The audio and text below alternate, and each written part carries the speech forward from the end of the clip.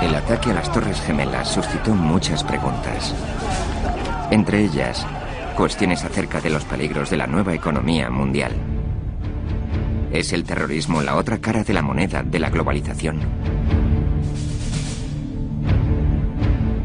Hasta el 11 de septiembre existía el convencimiento de que esta tendencia hacia la globalización era irreversible. A partir de entonces, se admite la posibilidad de un cambio de tendencias. ¿Es capaz nuestro mundo tan sumamente interconectado de proporcionar prosperidad a todo el mundo? That's basically the next big challenge is making this interdependent world of ours on balance far more positive and negative. And the extent to which we succeed in doing that will determine whether the 21st century is either marred by terrorism of all kinds or whether it becomes the most peaceful and prosperous and interesting time the world's ever known. Esta es la historia del nacimiento de la nueva economía mundial. La historia de una batalla ideológica librada a lo largo de todo un siglo por determinar quién debe controlar los puestos de mando de la economía, los gobiernos o los mercados libres. En los años 90, una revolución capitalista mundial alentó la nueva era de la globalización, la mayor expansión del comercio internacional de toda la historia. Millions of people a day are better off than they would have been without globalization, and very few people have been harmed by it. La promesa trajo consigo un debate sobre el impacto de la globalización. ¿Le corresponde a las personas más ricas del mundo dictar el comportamiento de la economía mundial? En este capítulo, la batalla por decidir quién debe imponer las nuevas reglas del juego de la economía mundial.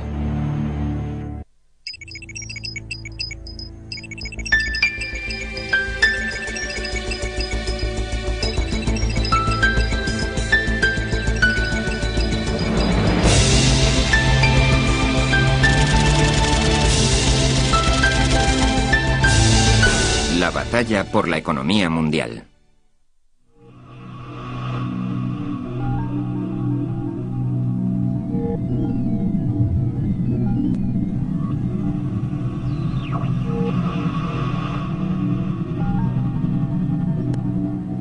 Out of the sorrow of September 11th, I see opportunity. A chance for nations to strengthen and rethink and reinvigorate their relationships. When nations open their markets to the world, they find in America a trading partner, an investor, and a friend.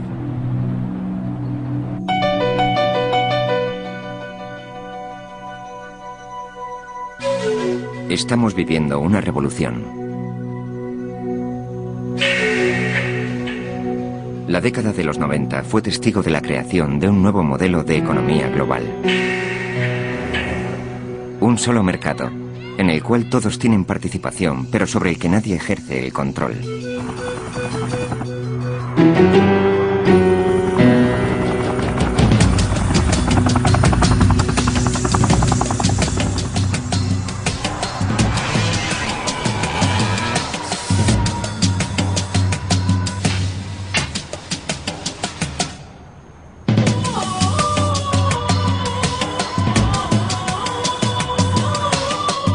La globalización ha comportado una prosperidad inusitada,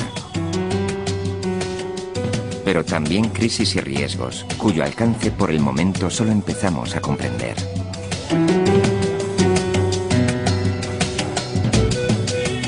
Asimismo, ha generado un debate internacional en torno a la riqueza y la pobreza sobre las reglas del juego de esta nueva era de la globalización.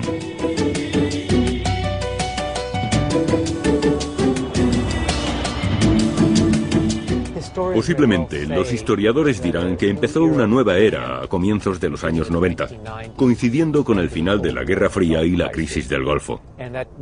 Se trata de esta nueva era de globalización, de un mundo unido por el flujo de las inversiones, del comercio, de las ideas, de la cultura, de la gente que viaja continuamente. Y llegó muy deprisa. Como suele suceder, los cambios fueron más rápidos que la capacidad para marchar a su paso y asimilarlos. Para comprender nuestra actual situación y a dónde nos conducirá, deberemos entender el pasado reciente.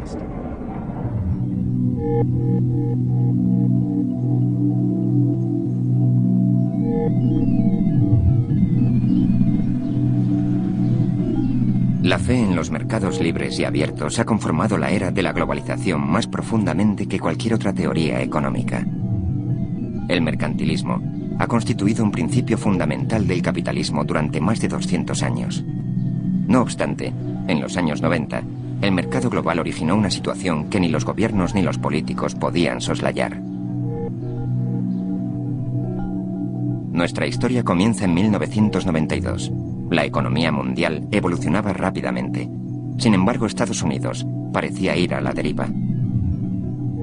Una recesión había abocado al paro a 10 millones de trabajadores. Las industrias combatían la intensa competencia extranjera.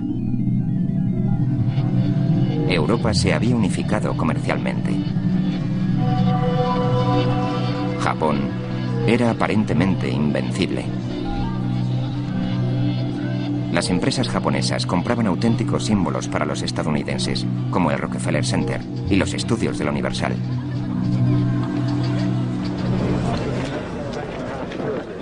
Durante la campaña presidencial de 1992, el gobernador de Arkansas, Bill Clinton, aseguraba que volvería a poner en marcha los Estados Unidos.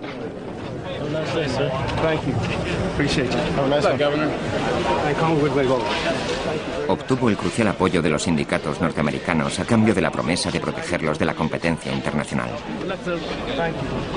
Again, look at what our competitors do. Meet the competition.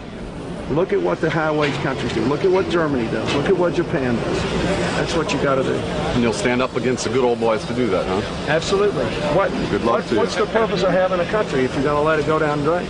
I don't know. Why have we been doing that? You got my vote. Hey, Governor, don't forget the federal employees too, okay? Thank you. Yeah, my vote.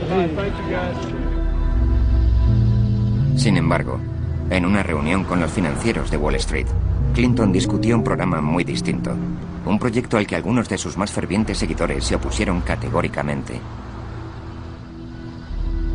Los mercados financieros pretendían controlar el gasto público, cortar el déficit y abrazar el comercio libre. De no aplicarse esta política, consideraban que la economía norteamericana jamás se recuperaría. Durante una cena en un selecto restaurante, Clinton trató de persuadir a algunos de los más expertos ejecutivos de Wall Street de que compartía su visión del mundo.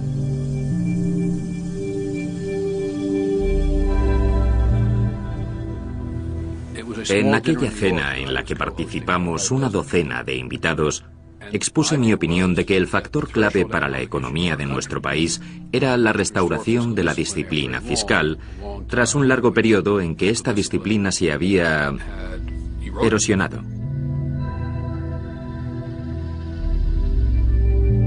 I could see that Reuben and the others that were there in this rather dark place where we had dinner at night were kind of looking and saying, you know, can this guy from Arkansas be president? What could he possibly know enough about the economy to do it?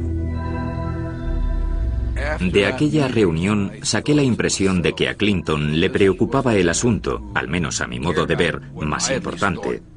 En cuanto al comercio, era evidente que creía en la liberalización, lo que obviamente fue causa de escisión entre los demócratas. Lo fue entonces y aún lo es hoy. El comercio se convirtió en tema de debate durante la campaña presidencial de 1992. El presidente republicano George Bush había negociado un tratado que permitiría el libre acceso de la circulación comercial y la inversión entre los Estados Unidos, Canadá y México.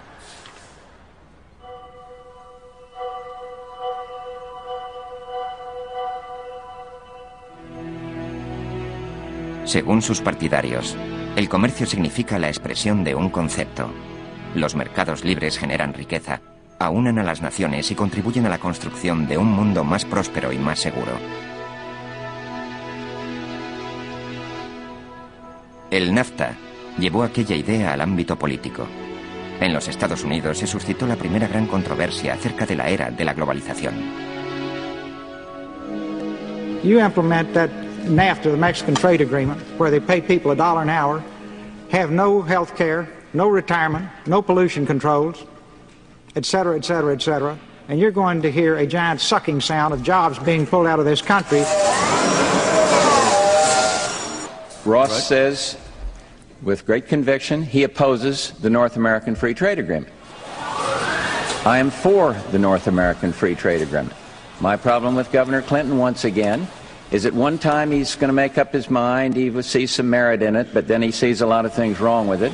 And then the other day he says he's for it, however, then we've got to pass other legislation. When you're President of the United States, you cannot have this pattern of saying, well, I'm for it, but I'm on the other side of it. I am the one who's in the middle on this. Mr. Perot says it's a bad deal. Mr. Bush says it's a hunky-dory deal. I say, on balance, it does more good than harm if we can get some protection for the environment so that the Mexicans have to follow their own environmental standards, their own labor law standards, and if we have a genuine commitment to re-educate and retrain the American workers who lose their jobs and reinvest in this economy.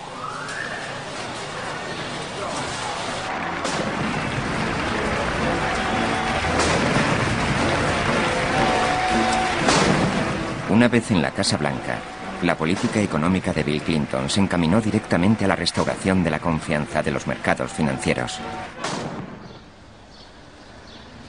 El primer periodo de su presidencia estuvo consagrado a la batalla por la reducción del déficit. En cuanto al comercio, el presidente cambió su postura y anunció que apoyaría sin reservas el NAFTA en todos sus términos. El presidente Clinton pronunció un discurso en la sala este de la Casa Blanca. En el expuso el modo en que deseaba tratar el asunto del NAFTA con el pueblo estadounidense. Fue una alocución muy significativa. Habló del NAFTA desde una perspectiva mucho más amplia. Abordó el tema del NAFTA inserto en el contexto de los rápidos cambios que tenían lugar en la economía global. Cambios estos derivados no solo del comercio, sino también del desarrollo tecnológico y de la expansión de la economía de mercado. Is a debate about whether we will embrace these changes and create the jobs of tomorrow, or try to resist these changes, hoping we can preserve the economic structures of yesterday. Nothing we do in this great capital can change the fact that people can move money around in the blink of an eye. I tell you, my fellow Americans, that if we learn anything from the collapse of the Berlin Wall and the fall of the governments in Eastern Europe, even a totally controlled society cannot resist the winds of change that economics and technology and information flow have imposed in this world of ours. Para algunos de sus seguidores, el cambio de opinión de Clinton sobre el NAFTA no era ni más ni menos que una claudicación. El movimiento sindicalista de los Estados Unidos se opuso al NAFTA tal y como se planteaba, puesto que lo consideraba un acuerdo sobre el comercio y las inversiones en el que predominaban las corporaciones, un pacto al servicio de los intereses de las multinacionales a fin de incrementar su flexibilidad, su movilidad y su influencia. Además, el NAFTA no protegía los derechos de los trabajadores a sindicarse y alcanzar convenios colectivos con el fin de hacerse oír en la escena política, de modo que los obreros pudiesen constituir una fuerza compensatoria al poder de las multinacionales. Creo que en el asunto del NAFTA Clinton vendió a los trabajadores que lo apoyaron y mucha gente no lo ha perdonado por ello. Our adversaries tried to make it look like the whole American establishment's on one side and the little guys are on the other. And they could, stir that fear factor. And it was a tough sell. It was a tough sell. Para mí fue uno de los gestos más valientes de su presidencia. Colaboramos mucho con él. Los republicanos de la Cámara votaron la moción en mucho mayor porcentaje que los demócratas. El 60% de los congresistas demócratas votaron en contra del NAFTA. Solo fue posible aprobarlo con el apoyo republicano. Tras el refrendo del NAFTA, miles de empresas extranjeras abrieron fábricas en el norte de México, desde las que importaban sus productos al mercado estadounidense, distante tan solo unos kilómetros. El 40% de la población mexicana vive en la indigencia. La suscripción del NAFTA y la adopción del libre comercio por parte de México se inscribían en una transformación más amplia de la mentalidad de los países en vías de desarrollo. Sus gobiernos cada vez estaban más convencidos de que el mercado libre era la clave del crecimiento económico. I worked 15 years for Coca-Cola. I started as a route salesman. I started right from the bottom. And I learned that discipline, that hard working, that talent is the way to succeed. I always seen globalization as an opportunity. Just the trade agreement with the United States has moved our total trading, which was 6 years ago $40 billion US. Today is $280 billion US in just 6 years. Nobody loses. Everybody can win. Es obvio que el comercio ha crecido, que la inversión se ha incrementado, y si el único patrón que usamos para determinar si el NAFTA ha resultado un éxito o no es el volumen comercial, entonces el NAFTA ha sido un gran triunfo. Sin embargo, el trabajador común, el ciudadano corriente, no sabe de volúmenes comerciales. Las compañías se han comportado de un modo más agresivo con el traslado de la producción a México, se han bajado los salarios y se han opuesto a los sindicatos. En muchos aspectos en Norteamérica, el NAFTA ha inclinado la balanza del poder negociador en favor de las multinacionales. Según el gobierno de los Estados Unidos, desde la entrada en vigor del NAFTA, unos 400.000 puestos de trabajo se han visto adversamente afectados en Estados Unidos por el comercio con Canadá y México. Las exportaciones a estos países han creado 900.000 nuevos empleos. Y a lo largo de la década de los 90, el comercio internacional casi se dobló.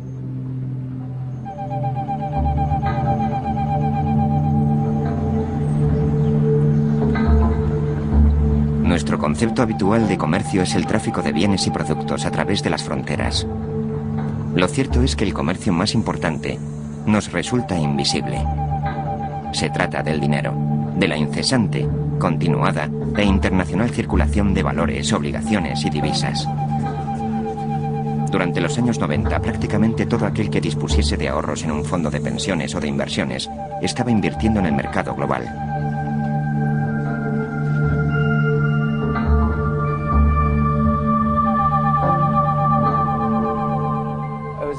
Asistí a una de esas cenas que llaman de pensadores en la Casa Blanca antes de un debate sobre el Estado de la Unión.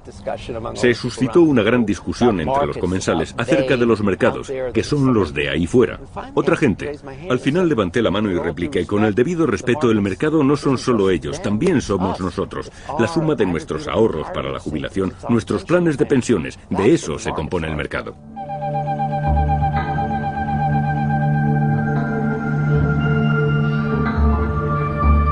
El estado de California gestiona uno de los más nutridos planes de pensiones de los Estados Unidos. El fondo conocido como CalPERS administra los ahorros de más de 1 millón de empleados del estado.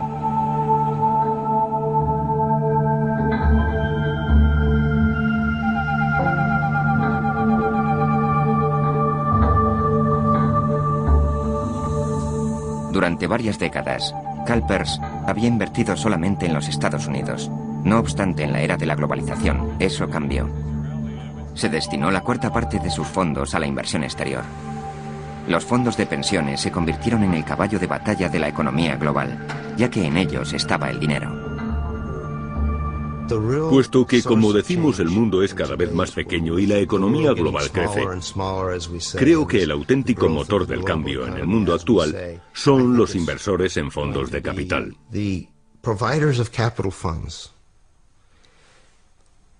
Y estos, nos guste o no, se componen cada vez más de los grandes fondos de pensiones.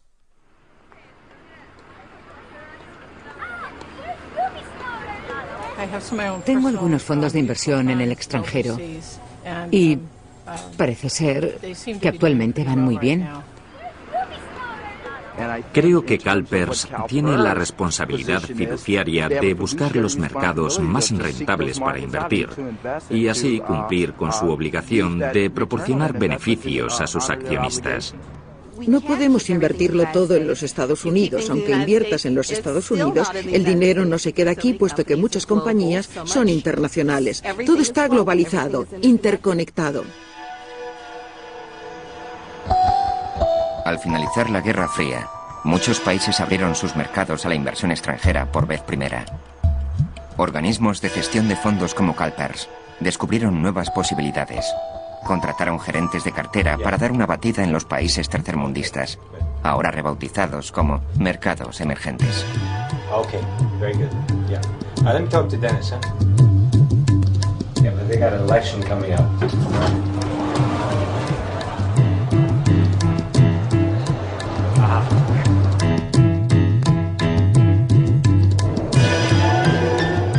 La razón es que la economía de estos países emergentes crece más rápidamente, de modo que lo que tratamos de hacer es beneficiarnos de ese crecimiento y, por supuesto, ganar dinero para los inversores. Desde luego, el riesgo es muy alto, puesto que quien algo quiere, algo le cuesta. Así que existe un equilibrio y, por supuesto, nuestro trabajo consiste en minimizar los riesgos y maximizar los rendimientos. No siempre resulta así, pero ese es nuestro objetivo.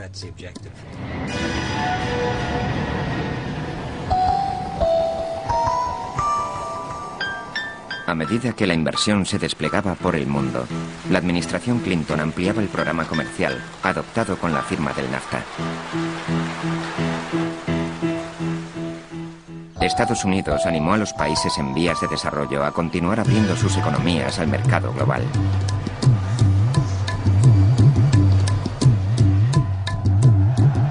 I favored a very aggressive policy. I thought that the emerging countries, both emerging economically and those that were new democracies, had a better chance to do well economically and politically if the wealthier countries opened our borders and made trade agreements with them, and if in turn they opened their borders not only to trade but to investment. I thought that economic policy and traditional foreign policy would tend to merge.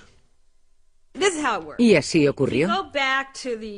Si nos remontamos a su primer periodo, la política internacional de la Administración en asuntos económicos consistió en derribar las barreras para las empresas norteamericanas. Busquemos un compromiso con nuestros socios comerciales. Engatusémoslos, convenzámoslos para que abran sus fronteras. Muchos países en vías de desarrollo eran excolonias de Occidente. Aunque ahora deseaban la inversión extranjera a largo plazo, según algunos, la rápida circulación de capitales constituía una amenaza para su independencia. Once communism was defeated, then capitalism can expand and show its true self. It's no longer constrained by the need to be nice, so that people will choose the so-called free market system as against the centrally planned system. So because of that, now there is nothing to restrain capital, and capital is demanding that it should be able to go anywhere and do whatever it likes. Algunos lo llamaron el triunfo del capitalismo. Durante los años 90, más países que nunca adoptaron la economía de mercado. Siendo profesor de económicas, Bill Christ había impartido un curso en el que comparaba las teorías marxista y capitalista. Ya como presidente de CalPERS, el Fondo de Pensiones Estatal de California, Christ llegó al convencimiento de que solo los mercados libres son capaces de garantizar la estabilidad mundial. Se trata de una especie de revolución. Y creo que será una de las revoluciones más impactantes de todos los tiempos. En mi opinión, se tenderá a dar vía libre a todo el mundo para participar en la economía.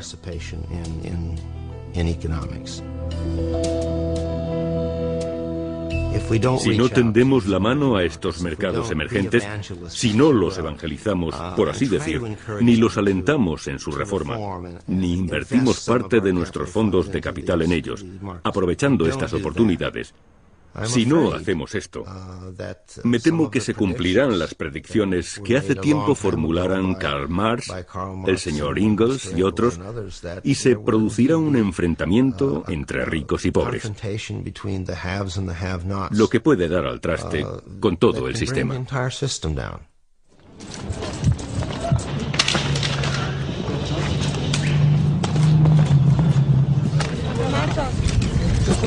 El mismo día en que el NAFTA entró en vigor, los rebeldes zapatistas se alzaron en el sur de México. Poco después, el candidato presidencial favorito fue asesinado.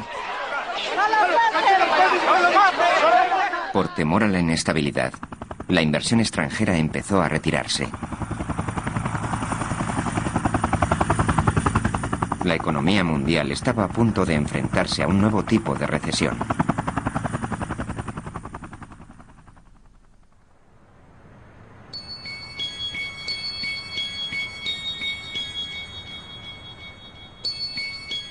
Fue durante las vacaciones de Navidad. Estaba pescando en las Islas Vírgenes Británicas cuando me llamó Larry Summers. Me dijo, hay problemas en México y quería que lo supieras. Y yo pensé, por un lado es un detalle que Larry me llame, pero por otro lado estoy de vacaciones y ya se sabe, hoy es México, mañana otro país. Y no sé por qué esto no puede esperar hasta mi regreso.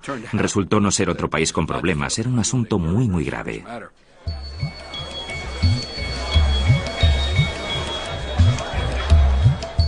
Estaba en un restaurante y me dijeron que me llamaba el ministro de Hacienda. Me puse al teléfono y me dijo, Greenspan y yo tenemos un problema y creemos que si no actuamos contundentemente, el peso mexicano implosionará. Y si eso sucede, el gobierno mexicano se tornará inestable.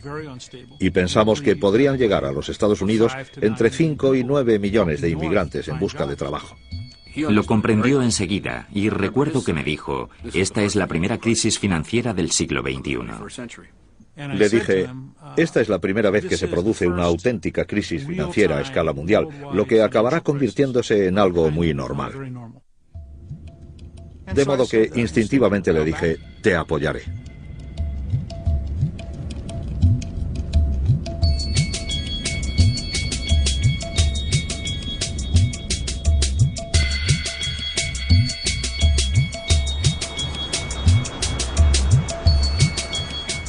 Fue algo fascinante, puesto que teníamos por un lado a México, que parecía estar a punto de suspender pagos, y por otro unos enormes problemas políticos concernientes a lo que debíamos hacer para apoyar a México, para tratar de evitar que aquello ocurriese. Y todos sabíamos que pese a creer que el programa que recomendábamos era el idóneo, aún así se corría el riesgo de fracasar.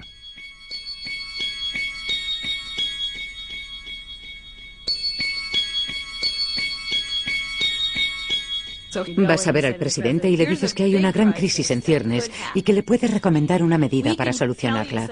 No podemos garantizar su éxito. Resulta muy arriesgada y sabemos que será enormemente impopular. Sin embargo, pensamos que debería tomarla de todos modos. Somewhere between 5 and 10 minutes, I'll listen to all this. I said, well, this is a no-brainer. We got to do this. If we don't do this, Mexico will certainly fail. Then the borders will be flooded with illegal immigrants who are starving and need food and a job. We'll have an enemy on our southern border, people that will remember when they were down and they were in need, we were not a good neighbor, and we will pay hugely for that. All over the developing world, people who look at us and think that we are smug and rich and unresponsive and don't care about anybody else will have all that confirmed. If we help, at least people will know we tried in a good cause, and it will resonate throughout the developing world. La operación de rescate surtió efecto. México pronto reintegró el préstamo. A decir de algunos, la intervención sentó un peligroso precedente. Se había protegido a unos grandes inversionistas de los riesgos que habían asumido voluntariamente. Recuérdese que la gente a la que sacamos de apuros eran extranjeros que habían invertido en obligaciones mexicanas. De modo que, en cierto sentido, estábamos auxiliando a nuestros propios ciudadanos. Sin embargo, los bancos y otros grandes inversores captaron el mensaje de que la Hacienda estadounidense, por aquel entonces, estaba adoptando una política proteccionista. Quienes se arriesgan deberían asumir esas contingencias. De igual modo que obtienen beneficios, deberían arrostrar las pérdidas. Para cuando la recesión mexicana se resolvió, la tecnología ya había transformado los mercados financieros.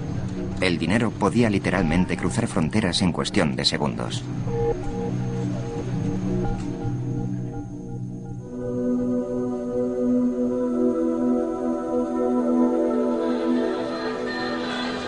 Durante la década de los 90, la tecnología también trascendió las fronteras nacionales, difundiendo el comercio y las ideas. Resulta difícil de creer que a comienzos de los 90 el correo electrónico fuese algo prácticamente desconocido, que casi nadie dispusiera de él. Y sin embargo, una década más tarde se encuentre por todas partes y forme parte de la vida cotidiana de la gente. Por ese motivo es tan poderosa esta red de comunicaciones. El precio de las comunicaciones telefónicas cayó, el número de llamadas telefónicas se disparó y la gente está conectada de un modo sin precedentes.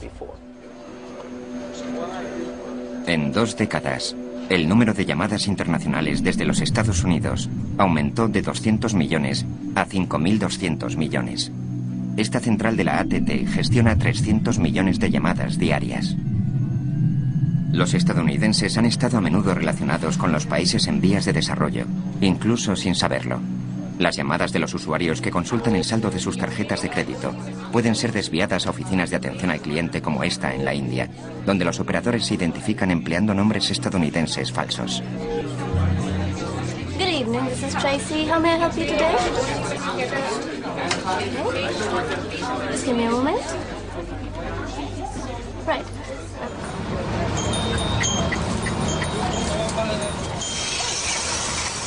En las remotas aldeas de la India, los granjeros llevan sus cosechas al mercado, tal y como han hecho durante generaciones. Pero una conexión a Internet les asegura que cobren por sus productos el precio internacional, una tarifa fijada en la Bolsa Mercantil de Chicago, a casi 13.000 kilómetros de distancia.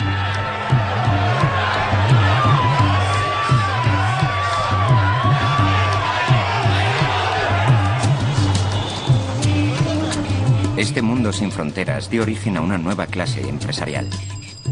Ahora los industriales pueden actuar como multinacionales y considerar el mundo un mercado único. Narayana Murthy comprendió esta revolución antes que la mayoría. Todos creíamos en la planificación central, creíamos en el socialismo, porque pertenecíamos a otra generación. Pero después me di cuenta de que si quieres erradicar la pobreza, no debes hacerlo redistribuyendo la riqueza preexistente, sino creando más riqueza. Con solo $250, Murthy contribuyó a fundar una compañía de software informático. Su sede central de Bangalore se convirtió en la segunda mayor empresa de software del mundo, tan solo por detrás de Microsoft. El 30% de los ingenieros de software proceden de la India. Mi concepto de la globalización es el siguiente: producir donde resulte más barato, vender donde sea más rentable, obtener el capital de donde éste se encuentre sin preocuparse por las fronteras.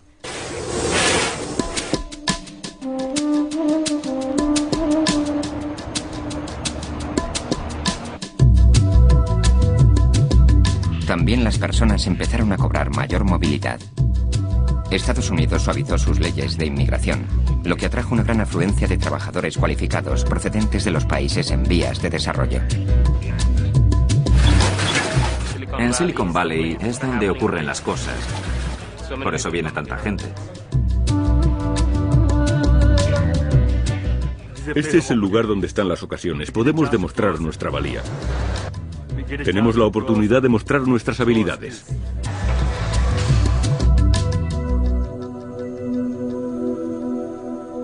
En muchos sentidos, Silicon Valley es el centro espiritual de la nueva aldea global. La fuente no solo de su tecnología, sino de sus valores empresariales. La familia Draper lleva invirtiendo en empresas desde los años 50, cuando aportaron capital de riesgo a Silicon Valley.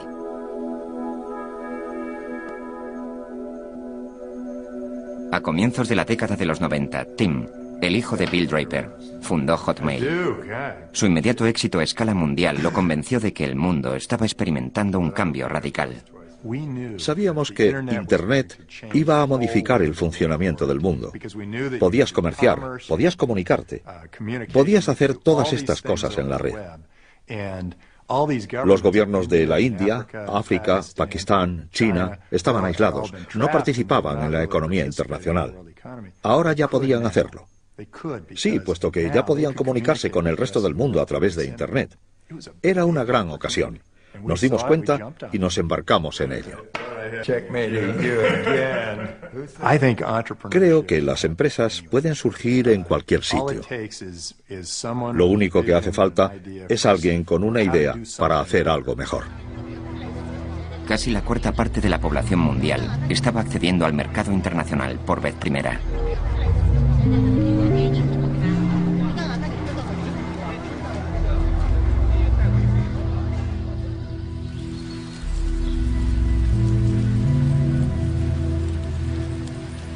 Por toda China, así como en el resto de países en vías de desarrollo, los campesinos abandonaron el medio rural.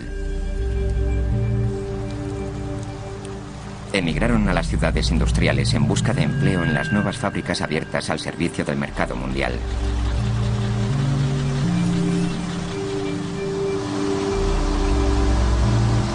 La era de la globalización fue testigo de la mayor oleada migratoria de la historia.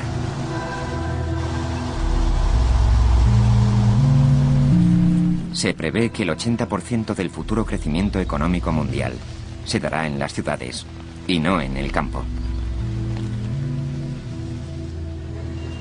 Yo era maestro rural.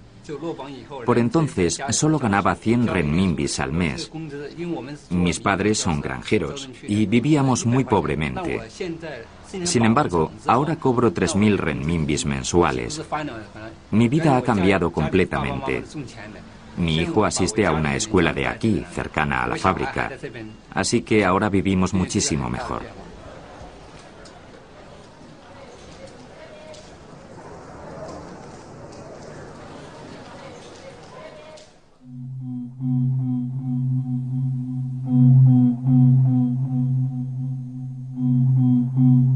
Los dirigentes chinos confiaban en poder imitar a los tigres económicos del sudeste asiático, naciones antaño empobrecidas y ahora transformadas por el mercado y la inversión. Cuando llegaron los británicos en 1819, solo encontraron una aldea de pescadores de unos 120 habitantes. Al derrumbarse el imperio, todo el mundo quiso iniciar su propia actividad comercial. Podríamos habernos quedado desfasados rápidamente, de modo que tuvimos que llegar a ser relevantes para el mundo. Y los países que se convierten en relevantes mejoran su posición económica. Los que se desentienden sufren. Desde los años 70, los países del sudeste asiático se habían convertido en exportadores de talla mundial. Comerciaban con todo, desde coches hasta ordenadores, por todo el mundo. Se denominó el milagro económico asiático, puesto que jamás en toda la historia universal se había visto semejante crecimiento económico. Tanta gente saliendo de la indigencia, un surgimiento tan rápido de una clase media. A mediados de los 90, muchas economías asiáticas tenían la increíble tasa de crecimiento anual del 10% o más. There was a tremendous confidence and hope that this was the Asian century and the place was being transformed, and you just had to put money there and it would grow on trees. Recuerdo que el presidente ejecutivo de una gran compañía me dijo en 1995 más o menos, si no intervenimos en Asia, mañana será demasiado tarde.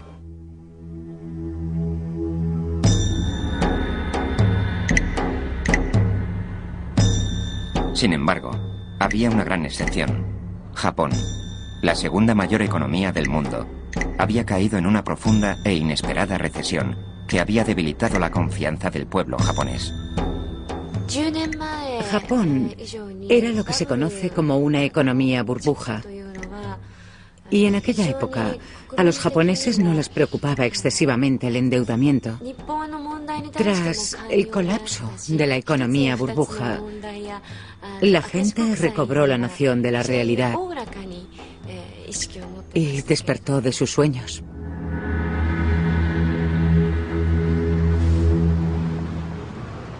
Hubo un tiempo en que la economía japonesa parecía imparable, pero tardó en adaptarse a los vertiginosos cambios de un mundo interconectado y en veloz movimiento.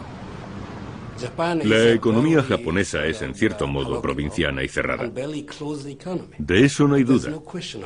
Es una sociedad muy cerrada. Si camina por las ciudades japonesas, no verá muchos extranjeros. Japón, el gran exportador, era proteccionista con sus industrias. En el fondo de sus problemas económicos subyacía una contradicción. Un sector de la economía japonesa, el dedicado a la exportación, es enormemente competitivo y está compuesto por empresas como Toyota y Sony. En cambio, la producción para el consumo interno no es nada competitiva. Así que tenemos un sistema capitalista basado en el mercado, por un lado, y por otro, un sector muy socialista, muy igualitario. La burocracia estatal japonesa desarrolló una economía muy regulada. Como tuvo ocasión de comprobar Masahisa Naito, el concepto de cambio chocaba contra el muro del escepticismo. Quise liberalizar nuestro sistema financiero. El nuevo mercado global de los años 90 creó una nueva realidad. Dije que debíamos cambiar a fin de que Japón prosperase en el seno de la nueva economía mundial. Mis colegas del gobierno me criticaron. Opinaban que, por el bien de Japón, mis ideas debían desecharse. Naito fue cesado sin previo aviso. Japón siguió aplicando sus métodos tradicionales y la recesión económica del país continuó. Por vez primera, una de las naciones del milagro económico asiático experimentaba dificultades.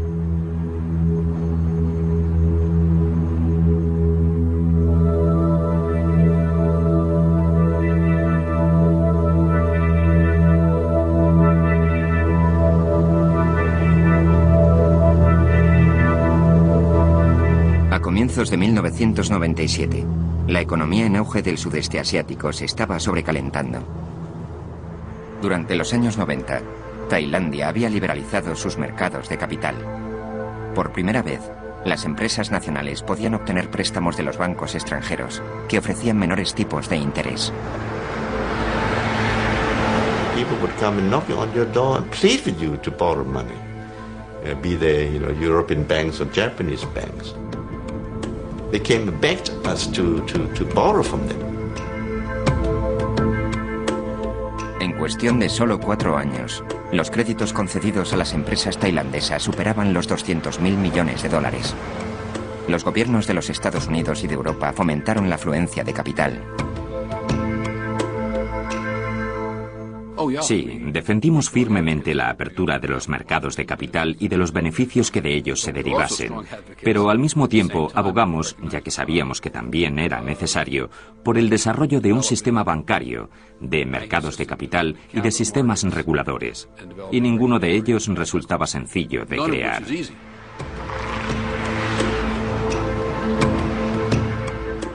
Existía un defecto subyacente en el sistema al que la gente no concedía demasiada importancia: la debilidad institucional, lo que significaba que los sistemas bancarios no estaban debidamente desarrollados y los mecanismos de seguridad eran imperfectos. No habían evolucionado de modo acorde con el crecimiento económico y la integración en la economía mundial de estas naciones.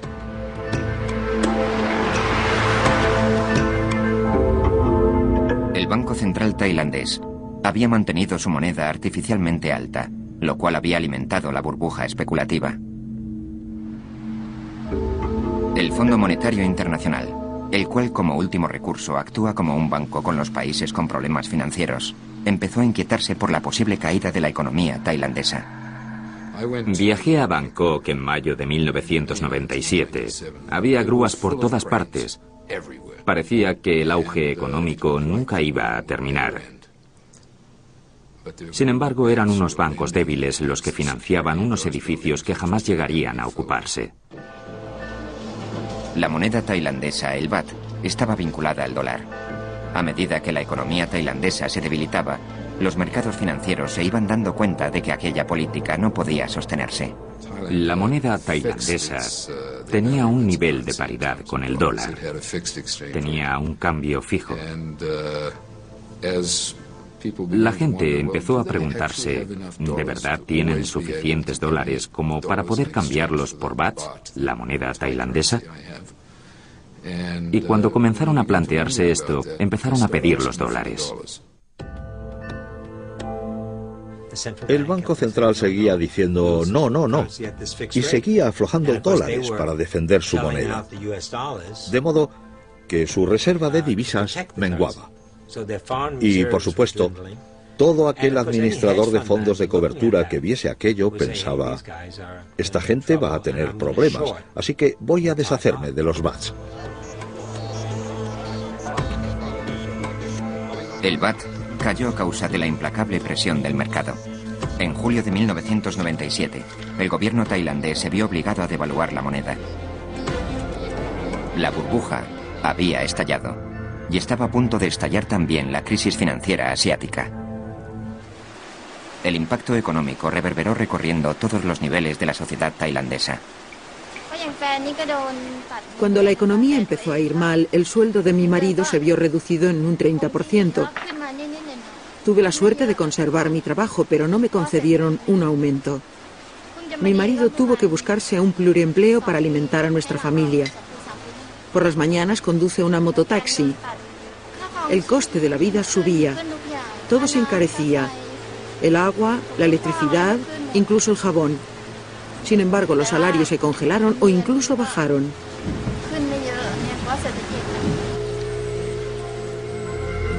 Con su economía prácticamente en caída libre, el Fondo Monetario Internacional concedió a Tailandia un crédito de emergencia.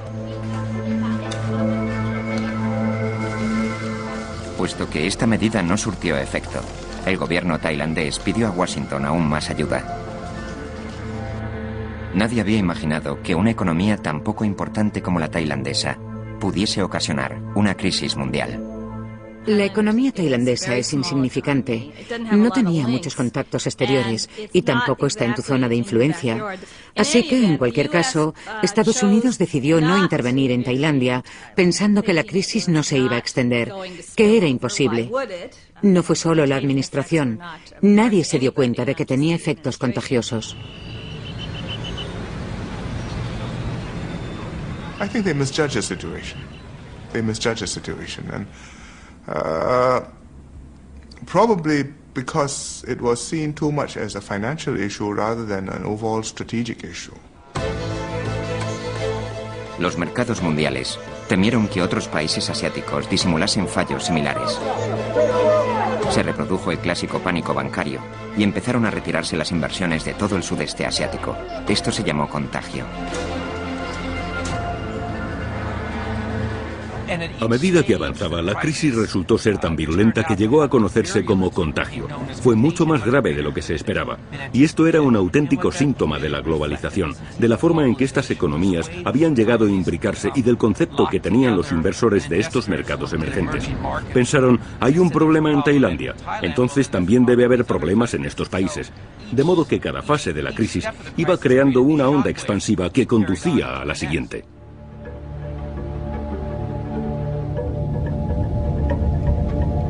Tailandia contagió a sus vecinos. La economía de Malasia parecía estable hasta el momento. Repentinamente, tuvo que encararse con la inmisericordia presión del mercado internacional. We have the currency going down and down and down, and we have the stock market doing the same. And we felt totally helpless. We feel that there is no way we can recover. So, I mean, the feeling is really very bad, very frightening.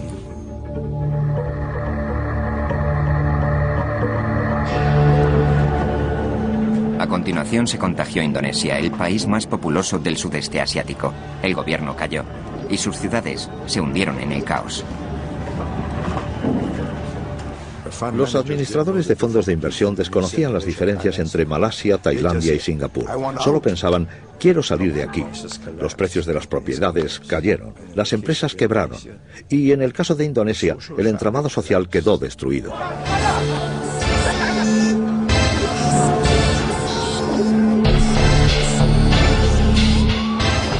Se han quemado iglesias, se han atacado mezquitas y la gente se ha matado mutuamente. Y todo esto son las secuelas de una crisis económica. Se trataba de un nuevo tipo de crisis financiera, distinto de todos los conocidos por el Fondo Monetario Internacional. El FMI procuró enormes créditos a Indonesia y a otras naciones asiáticas, a condición de que recortaran el gasto público, subiesen los tipos de interés y erradicasen la corrupción. Eres médico y vas a tratar a un paciente muy enfermo, pero la opinión pública culpa al médico por la enfermedad del paciente. Y sin embargo, este estaba enfermo antes de que llegara el médico.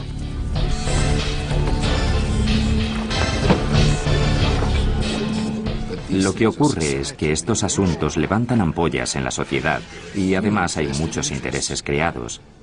Estas crisis no existirían si los intereses creados no fueran tan importantes. Por eso opino que es necesario tomar medidas políticas para acabar con una crisis tan descomunal como esta.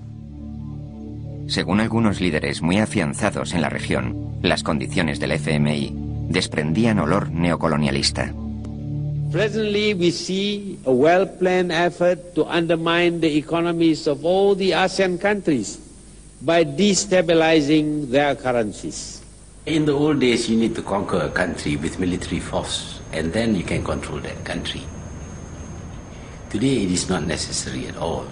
You can destabilize a country, make it poor, and then make it request for help. And for the help that is given, you gain control over the policies of a country. And when you gain control over the policies of a country, effectively, you have colonized that country. Las fuerzas de mercado eran sencillamente demasiado poderosas para que el FMI o cualquier gobierno pudiese dominarlas. A finales de 1997, la plaga llegó a Corea del Sur, una de las economías más florecientes del mundo. Resultaba increíble que la crisis se hubiese extendido tan deprisa a Indonesia y Corea, en un plazo de tan solo 6 o 7 meses. Pero el mundo estaba entonces mucho más globalizado de lo que creíamos.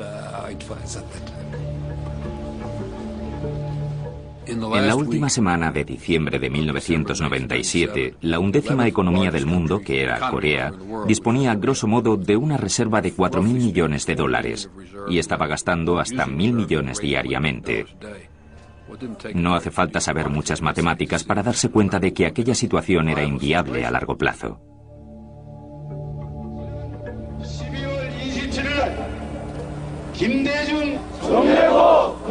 Corea había estado engañando al mundo al afirmar que tenía suficientes reservas para encararse a la crisis. Stanley Fischer, del FMI, viajó a Seúl para inspeccionar las cuentas del Banco Central.